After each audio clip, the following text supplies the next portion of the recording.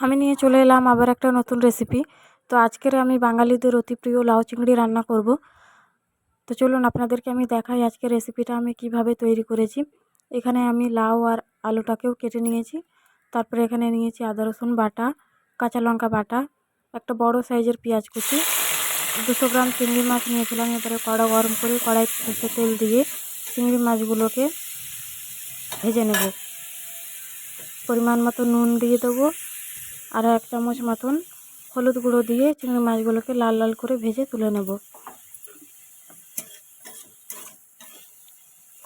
চিংড়ি মাছটা কিন্তু খুব বেশি কড়াকড়ি করব না, তাহলে কিন্তু রবারের মতন শক্ত হয়ে যায়। লাল লাল হয়ে আসলেই তুলে নেব। দেখুন বন্ধুরা, আমার চিংড়ি মাছটা ভাজা হয়ে গেছে। এবার আমি তুলে নেব একটা প্লেটে। তারপরে ওই কড়াই আবার তেল দিয়ে দেবো। সর্ষের তেলটাকে গরম করে নিয়ে তার উপরে ফোড়নে দিচ্ছি গোটা জিরে, শুকনো লঙ্কা আর তেজপাতা। তারপরে দিয়ে দিচ্ছি কুচি করে রাখা পেঁয়াজটাকেও লাল লাল করে ভেজে নেব।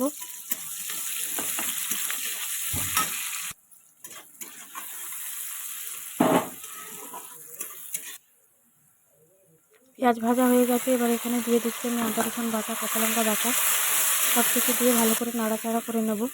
তারপরে এখানে গুঁড়ো মশলাগুলো দিয়ে দিচ্ছি আমি 2 চামচ লঙ্কার গুঁড়ো, 1 চামচ জিরের গুঁড়ো, 1 চামচ ধনের গুঁড়ো আর 1 চামচ হলুদ গুঁড়ো। পরিমাণ মতো নুন দিচ্ছি। সব কিছু দিয়ে নাড়াচাড়া করে অল্প পানি দিয়ে মশলাটাকে কষিয়ে নেব। দেখুন বন্ধুরা, এখানে আমার মশলা কষানো হয়ে গেছে। মশলা দিয়ে তেল ছেড়ে দিয়েছে। এবারে আমি এখানে দিয়ে দেবো ভেজে রাখা চিংড়ি মাছ। চিংড়ি মাছটাকে দিয়ে একটু কষিয়ে নেব। তারপরে দিয়ে দেবো কেটে রাখা আলু আর লাউ। দেখুন বন্ধুরা, এখানে আমার চিংড়ি মাছটাও কষানো হয়ে গেছে। লাউ আর আলুটাকে দিয়েও একটু কষিয়ে নেব।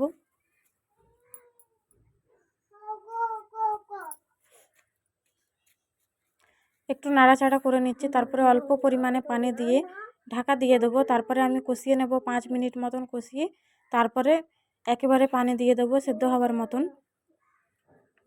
এখন আমি অল্প পরিমাণে পানি দেবো, না দিলেও চলবে। তারপরে ঢাকা দিয়ে দেবো 2 মিনিটের জন্য।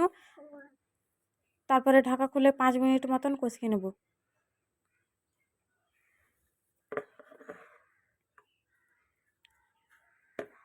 দেখুন বন্ধুরা, এখানে আমার লাউ কষানো হয়ে গেছে। লাউ চিংড়িটাকে ভালো করে কষিয়ে নিয়েছি আমি।